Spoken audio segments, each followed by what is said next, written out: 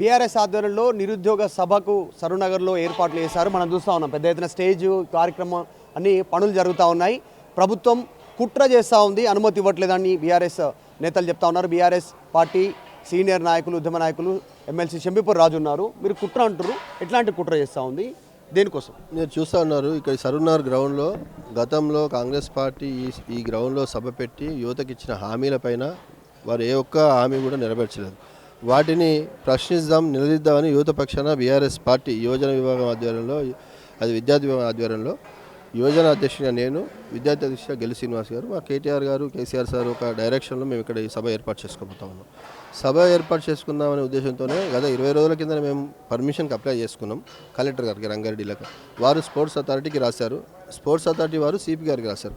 వారు కాదు మీరు డైరెక్ట్గా పెట్టండి అంటే ఇక్కడ మా జిల్లా పార్టీ అధ్యక్షులు ఎవరైతే మంచిరెడ్డి కిషన్ రెడ్డి మళ్ళీ డైరెక్ట్ కూడా మేము మల్కాజ్గిరి సిపి గారికి అప్లికేషన్ పెట్టుకున్నాం. కానీ వారు రోజు ఒక పేపరు ఈ రిక్వైర్మెంట్ ఉంది, ఆ రిక్వైర్మెంట్ ఉంది అని రోజు ఒకటి అడుగుతూ ఉంటే అన్నీ కూడా ఇచ్చినాం.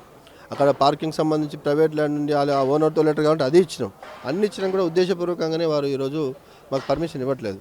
ఎందుకంటే ఇక్కడికి కేటీఆర్ గారు రాబోతూ ఉన్నారు, పెద్ద ఎత్తున యువత కూడా రాబోతూ ఉంది, వారికి ఇంటెలిజెన్స్ రిపోర్ట్ ఉంటుంది, యువత ఎంత ఆగ్రహంగా ఉన్నారో. కాబట్టి వారందరూ ఇక్కడికి వచ్చేస్తే ఈ ప్రభుత్వం బండారం బయటపడుతుంది. కాబట్టి ఈ యొక్క పర్మిషన్ ఇవ్వకుండా ఈ యొక్క సభను అడ్డుకోవాలనే ఉద్దేశంతో ప్రభుత్వం ఉంది. మీరు ఇట్లాంటి కుట్రలు ఎన్ని చేసినా కూడా సభను అడ్డుకోలేరు. యువత పక్షాన పోవడానికి బీఆర్ఎస్ పార్టీ సిద్ధంగా ఉంది. కాబట్టి మీరు ఇట్లాంటి కిల్లి కజ్జాలు చేస్తూ ఇది చేయడం మంచిది కాదు. ఈ గ్రౌండ్లో, సరూనగర్ గ్రౌండ్లో గతంలో కాంగ్రెస్ పార్టీ సభ పెట్టుకున్నది.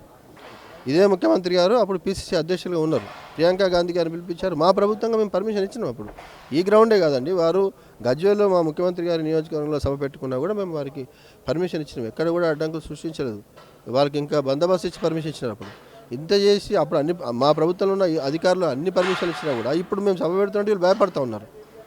రీజన్ ఏముంది అనుకుంటారు? కుట్ర చేస్తున్నారు, ఈ పర్మిషన్ ఇవ్వట్లేదు, సిపి రెస్పాండ్ అవ్వట్లేదు, ఏదో రకంగా ఇబ్బంది పెడదాం అనుకుంటారు, నిరుద్యోగులు ఆగ్రహంగా ఉన్నారు. ఇప్పుడు రీజన్ ఏంది పర్టికులర్గా? అంటే భయపడుతుందా? నోటిఫికేషన్లు ఇస్తామన్నారు, ఇవ్వలేనందుకు దాని గురించా? 60,000, 70,000, 80,000 వరకు నోటిఫికేషన్లు ఇచ్చినామని చెప్పారు. ఆఫీషియల్ డేటా సపరేట్ ఉందని చెప్తా ఉన్నారు. పబ్లిక్ డొమైన్లో పెట్టండి కదా, ఉంటే మీరు ఎంత ఇచ్చారో పెట్టండి. మాకు తెలిసి ఇప్పటివరకు అఫీషియల్ వెబ్సైట్లో 15,000 మాత్రమే ఉంది. ఒక నిజంగానే ఉంటే పెట్టండి. లేదు మీకు దమ్ము ధైర్యం ఉంటే మీరు ఇచ్చిన హామీని నెరవేర్చుకోవాలంటే 2 లక్షల ఉద్యోగాలు ఇస్తామని చెప్పారు కదా, ఈరోజు క్యాబినెట్లో డిక్లేర్ చేయండి. మేము మా సభను ఆపుకుంటాం, మీకు సన్మానం చేస్తాం. ఒకవేళ క్యాబినెట్లో డిసిషన్ తీసుకుంటే మీరు సభ రద్దు చేసుకుంటారు. 2 లక్షల ఉద్యోగాలు మీరు ఇచ్చిన హామీలు, యూత్ డిక్లరేషన్లో ఇచ్చిన అన్ని హామీలు కూడా మీరు నెరవేర్చే విధంగా ఈరోజు ప్రకటన చేయండి. సెక్రటరియట్కు యాజ్ ఏ యూత్ ప్రెసిడెంట్గా నేను కానీ మా మిత్రులందరినీ కూడా తీసుకొచ్చి ముఖ్యమంత్రి గారిని సన్మానం చేస్తాం. మీకు దమ్ము ఉంటే మీరు ఇక్కడ నుంచి ప్రియాంక గాంధీ గారితో ఇప్పించిన హామీలను ఈరోజు నెరవేర్చండి. మీకు అవకాశం ఉంది. టైం బాండ్ ఏమైనా పెడుతున్నారు అంటే ఈరోజు క్యాబినెట్ ఉంది, ఈరోజు డిసిషన్ తీసుకొని ఇంప్లిమెంట్ చేయడానికి టైం బాండింగ్ ఏమైనా ఉండాలి? మీరు డిసిషన్ అయితే తీసుకోండి కదా. 3 సంవత్సరాలు అయిపోయింది కదా మీరు చెప్పి, మీ ప్రభుత్వంలోకి వచ్చి 3 సంవత్సరాలు అయిపోయింది. ఇంకెన్ని రోజులు కాలయాపన చేస్తారు? మీరు ఇందాక అడిగారు మీరు ఎందుకు భయపడుతున్నాను. భయపడకపోతే ఒక ముఖ్యమంత్రి వెల్టింగ్ తాగండి, నెత్తూరు తీస్తా, ఎంత ఫ్రస్ట్రేషన్ ఉంటే మాట్లాడండి. ఎంత హుందాగా ఉండాల్సినటువంటి హోదాలో ఉన్నటువంటి ముఖ్యమంత్రి గారు, సరే రేవంత్ రెడ్డి గారుగా కాదు కదా, ఒక ముఖ్యమంత్రి కదా ఆయన పిసిసి అధ్యక్షుడు, తెలుగుదేశం నాయకుడు కాదు కదా, ఆర్ఎస్ఎస్ నాయకుడు కాదు కదా, ఇప్పుడు ఆయన ముఖ్యమంత్రి గారు. కాబట్టి హుందాగా ఉండాల్సిన అవసరం ఉంది, హుందాగా జవాబు చెప్పాల్సిన అవసరం ఉంది. అంత అసహనం అవసరం లేదు. మేమేం అడుగుతా ఉన్నాం, మీరు చెప్పినటువంటి మీరు డిక్లరేషన్స్, హామీలు, గ్యారంటీలు ఇచ్చారు, వాటిని నెరవేర్చండి అని మాత్రమే అడుగుతా ఉన్నాం. గతంలో అధికారంలోకి రాగానే ప్రజాపాలన, నిరసన చేసుకోండి, స్వామ్యబద్ధంగా ర్యాలీలు చేసుకోండి, సభలు పెట్టుకోండి, అన్ని పర్మిషన్లు ఇస్తామన్నారు. ఇప్పుడు వైఖరి మారిందా 2.5 సంవత్సరాలు కాగానే? మీరు చూశారు సాబ్, గతంలో వారు ఏమన్నారు, ఈ రాష్ట్రంలో ఎవరైనా సభలు పెట్టుకోవచ్చు, నిరసనలు చేసుకోవచ్చు, శాంతియుతంగా ఏదైనా చేసుకోవచ్చు, ప్రగతి భవన్ ముందు ఉన్నటువంటి ఏదైతే ఫెన్సింగ్ తీసేస్తున్నామని చెప్పారు. ఈరోజు ఇట్లా మీరు అందరూ రండి, మీడియా వాళ్ళు వస్తే ముఖ్యమంత్రి గారి ఇంటి ముందుకు వెళ్దాం, ఏ రకమైన ఫెన్సింగ్ ఉందో, ఎంతమందికి అక్కడికి పోనీకి అవకాశం ఉందో, డిప్యూటీ సీఎం గారి ఇంటి ముందుకు వెళ్దాం, ఒక మంత్రి ఇంటికి వెళ్దాం. లేదు, మీరు చూస్తున్నారు, నేను ఇందాక ఎమ్మెల్యే గారు చెప్పినట్టు సరూనగర్లో ఆ నిరుద్యోగ యువత ఒక ప్రెస్ మీట్ పెట్టి ఈ ప్రోగ్రామ్ అనౌన్స్ చేద్దాం అనుకుంటే వారిని కొట్టి నిన్న వారి బట్టలు తీసేసి వారి నాగోల్ పోలీస్ స్టేషన్ తీసుకుపోయినారు.